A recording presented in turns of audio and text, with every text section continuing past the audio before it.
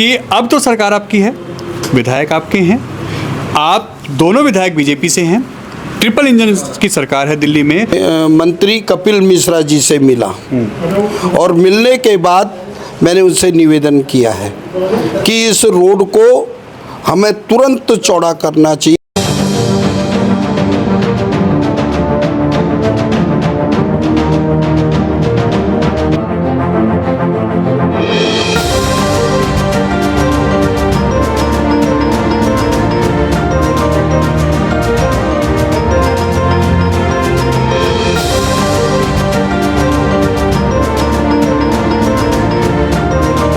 उनका इससे कोई लेना देना नहीं था। उन्होंने जब इसका नाम मुस्तफाबाद सुना होगा, जो मुझे लगता है, और तुरंत उस फाइल पर ऑब्जेक्शन लगाने की बात कही।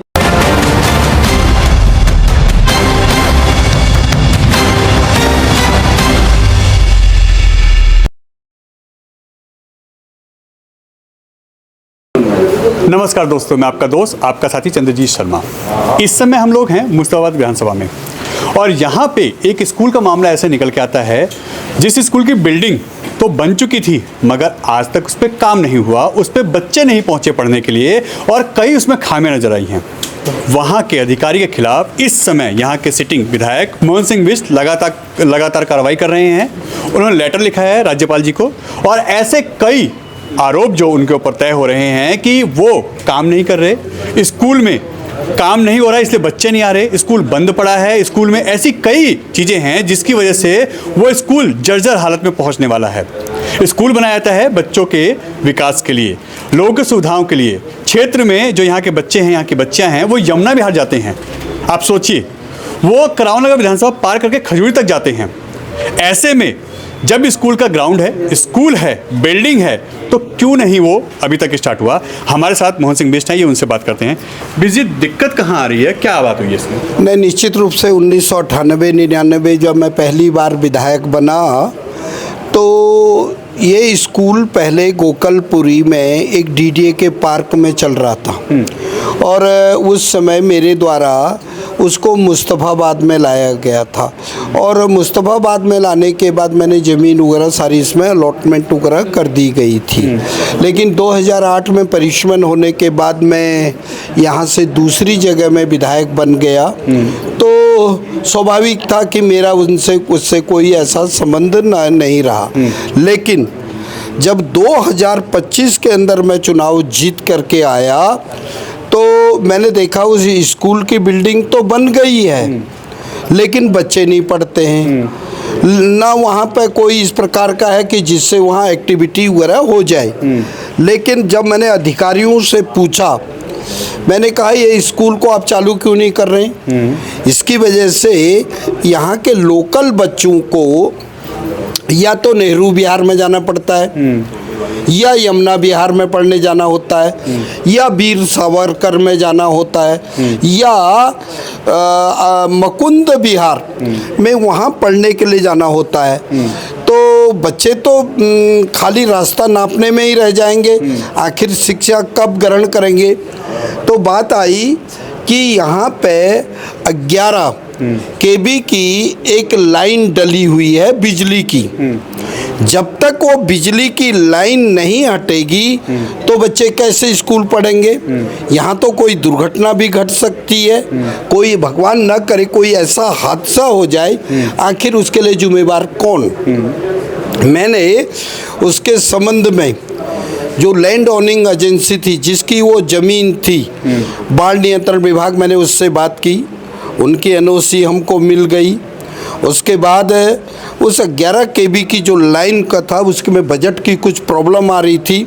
मैंने उस बजट की फाइल को खुद मंगवाया और बीएसएस से फाइल लेकर के मैंने दिल्ली के लेफ्टिनेंट गवर्नर साहब को कहा है कि तुरंत यहाँ से ये तारें हट जाएं और जिससे कि ये विद्यालय चालू हो जाए, बच्चों को दूर न जाना पड़े। बच्चियाँ जो अधूरे में शिक्षा छोड़ देती थी वो छोड़े ना, और मेरे को लगता है तुरंत इस पर कार्रवाई होगी। दिल्ली में मेरी मुख्यमंत्री आई हैं, मुख्यमंत्री जी के भी नॉलेज में मैंने डाल दिया है, शिक्षा मंत्री के भी नॉलेज में डाला हुआ है और मैं तुरंत इन कामों को करने के लिए हमने दिल्ली सरकार से बजट की प्रोविज़न वगैरह हो जाए उसकी व्यवस्था कर रहे हैं और स्कूल चालू होगा, बच्चों को शिक्षा यही ग्रहण करेंगे, ये मैं कहना चाहता हूँ। मगर विधायक जी, यहाँ पे एक बात निकल के आ रही है कि यहाँ एक अधिकारी है जिनकी वजह से ये काफ़ी लटका है मामला, और अब उनके खिलाफ आप एलजी तक पहुंच गए हैं, दिल्ली की सीएम तक आप कंप्लेंट लिख गए हैं। उन अधिकारी को आप किसी भी कीमत पे चाहते हैं कि उन पर कार्रवाई हो और यह स्कूल खुले, कितना सच है ये? ना, निश्चित रूप से मैं आपको अभी पत्र भी दिखा सकता हूँ जी। मैंने उपराज्यपाल महोदय को कहा था और पत्र भी लिखा, मैं मिलने का समय ले रहा हूँ, मैं BCDDA से मिलने का समय मांग रहा हूँ। वाकया ये है कि ये शिव विहार के अंदर रामलीला ग्राउंड के पास में 1998-99 में मैंने एक जगह को आइडेंटिफाई किया था। आइडेंटिफाई करने के बाद उसकी बाउंड्री वॉल वगैरह कर दी थी। 2008 के परिश्रम के बाद मैं इस विधानसभा से दूसरी विधानसभा में चले गया। जाने के बाद आज दिन तक उस पर कार्रवाई नहीं हुई। मैंने पिछले दिनों के अंदर शिक्षा विभाग को कहा है कि उस 1600 वर्ग मीटर जो लैंड पड़ी है उसमें तुरंत स्कूल खोला जाए, लेकिन स्कूल के लिए उन्होंने DDA को एक पत्र लिखा और जबकि वो लैंड ग्राम सभा की लैंड थी, प्योरली थी, उसमें बाउंड्री वॉल हुआ था। मनन अख्तर जी ने उस फाइल को घुमा दिया। कौन है मनन अख्तर जी? ये DDA के सबसे उच्च अधिकारी हैं। अच्छा। तो उसने उस फाइल को घुमा करके दोबारा PM उदय की तहत उसको भेज दिया। उस आदमी की बुद्धि ऐसी बुद्धि है, कोई ये जमीन की रजिस्ट्री तो नहीं कर रहे हम, मालकाना हक तो हम नहीं बदल रहे हैं, हम एजुकेशन को ये नहीं कि यहाँ का MLA जितनी उनकी नौकरी हो गई है उतना मेरा अपना कार्यकाल हो गया है। और मैंने वो DDA के BC को भी पत्र लिखा है, संबंधित सभी विभाग के अधिकारियों को लिखा है। ऐसा अधिकारी जो शिक्षा के नाम पे ऐसा घिनौना कार्य कर रहा है, फाइलों को घुमा रहा है, उसके खिलाफ सख्त से सख्त कार्रवाई होनी चाहिए। और यही नहीं, वहाँ जल्दी से जल्दी इस क्षेत्र के अंदर स्कूल खुले, ये मैंने निवेदन किया। यानी आपका कहना है कि मुस्तफाबाद के अंदर आने वाला एक स्कूल तो वो है जो इस पे केबल के इशू आ रहे हैं जी। दूसरा शिव विहार में आने वाला वो ये ग्राउंड है जिस पे आप चाहते हैं कि एक नया स्कूल और बने। यानी यहाँ के जो बच्चे हैं वो अपनी विधानसभा से बाहर ना जाएं, उनको दूरी की दिक्कत ना हो और यहाँ वो सेफली, क्योंकि खासकर बच्चों के साथ बहुत दिक्कत होती है, बाहर गलत हरकत होती है, परेशान होते हैं। आप चाहते हैं इस आपके विधानसभा में 2 स्कूल बने? ना, निश्चित रूप से, और बने ही नहीं, मैं बना के छोड़ूंगा। मैंने भी उसी दिन कसम खा रखी है, जिस दिन मैं जीत के आया हूँ।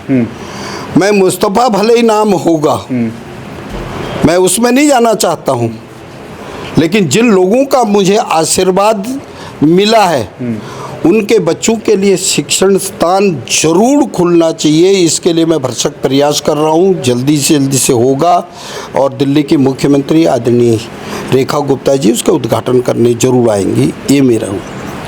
एक सवाल आपकी और कपिल मिश्रा की विधानसभा से लगा हुआ है। आप लोगों के कार्यकाल में यह रोड चौड़ा हुआ था, अधूरे में रुक गया, आपके शायद ऑफिस के सामने यानी पुराने ऑफिस के सामने तक ही बना हुआ है, उसके बाद से आगे नहीं बना। मुखिया मार्केट वाला रोड भी वही हाल है। ये रोड कब कनेक्ट होंगे? क्योंकि ब्रजपुरी से हम आ नहीं सकते, भजनपुरा से हम आ नहीं सकते, बुरा हाल होता है। तो यहाँ के लोगों की समस्या का समाधान कब होगा? रोड चौड़ा कब होगा? दोनों विधायक और सरकार आपकी है। हाँ, निश्चित रूप से आपने अच्छा प्रश्न पूछा, इसके लिए मैं आपका अभिनंदन करता हूँ। चुनाव के अंदर बहुत कुछ चीज़ें हो सकती हैं, लेकिन जब जनप्रतिनिधि चुन करके आ जाता है वो जनता का होता है और जनता के अनुरूप उसको काम करना चाहिए। उसमें A हो या B हो उसका सवाल नहीं उठता है। यदि कोई रोड वहाँ की लाइफ लाइन रोड हो, वो भले ही A के एरिया के अंदर आता है या B के अंदर जाता है, तो मिल करके उस रोड के लिए संघर्ष करना चाहिए। मैं इसके बाबत में अपने मंत्री कपिल मिश्रा जी से मिला और मिलने के बाद मैंने उनसे निवेदन किया है कि इस रोड को हमें तुरंत चौड़ा करना चाहिए, क्योंकि ये क्रावल नगर और मुस्तफ़ाबाद की लाइफलाइन रोड है। यदि ये लाइफलाइन रोड बन जाती है तो मेरे को लगता है मुस्तफ़ाबाद हो या क्रावल नगर हो, इन्हीं लोगों को लाभ नहीं मिलेगा, ये लोनी के लोगों को भी लाभ मिलेगा। बराबर में ये अपनी दूसरी विधानसभा नंद नगरी के लोगों को लाभ मिलेगा, उधर से लोनी साइड के लोगों को भी लाभ मिलेगा। गोकलपुरी है, गोंडा, सबकी कनेक्टिविटी होगी।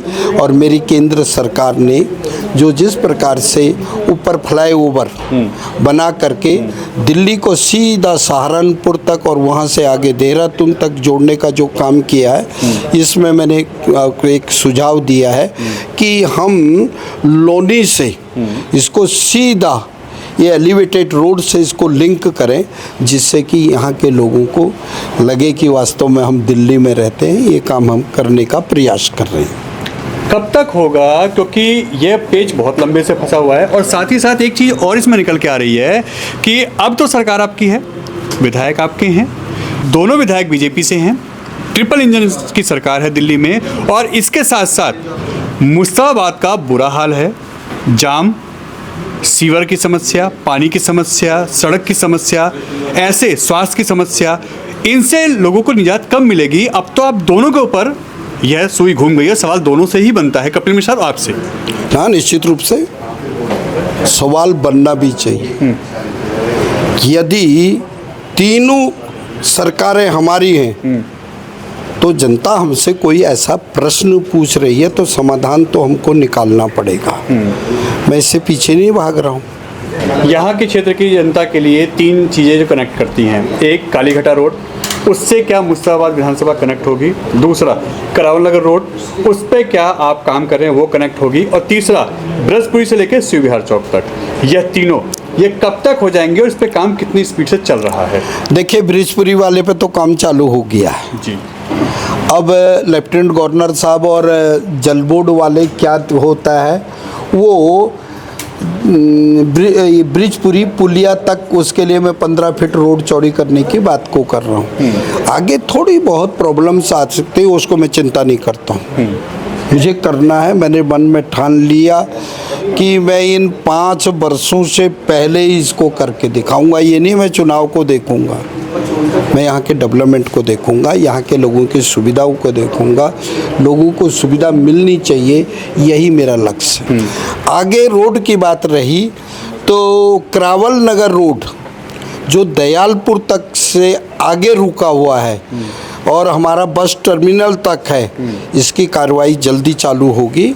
मैंने बात की है कपिल जी से भी, कपिल जी भी सहमत हैं और सहयोग मेरे को निश्चित रूप से देना चाहिए, क्योंकि जनप्रतिनिधि है, वो ए स्थान का हो या बी का हो तो निश्चित सुविधा मिलनी चाहिए। और मुझे आशा नहीं, पूरी उम्मीद है कपिल जी इसमें सहयोग देंगे और रोड चौड़ा करने में वो मेरे से भी आगे खड़े मिलेंगे, ये मैं कहना चाहता हूँ। दिल्ली के डिप्टी स्पीकर और मुस्तफ़ाबाद के विधायक मोहन सिंह बिष्ट, जो अपने काम और अपनी कार्यशैली के लिए जाने जाते हैं, और एक चीज़ उन्होंने साफ कहा है कि चाहे बुलडोजर चलना पड़े, चाहे कार्रवाई करनी पड़े, चाहे यहाँ पे रोड चौड़ा करने के लिए कुछ भी करना पड़े, अगले 5 साल में ये सारे काम होंगे और इस पे मैं काम शुरू कर चुका हूँ। N Bharat TV, Delhi.